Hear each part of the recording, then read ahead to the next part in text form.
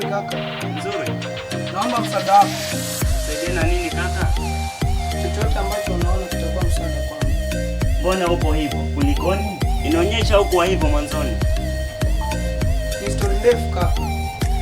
Pole, ila mimi sina chochote. Ngoja kidogo.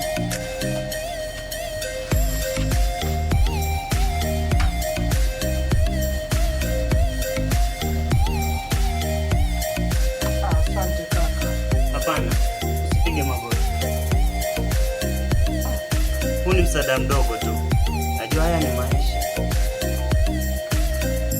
Asante. Mungu akubariki kaka.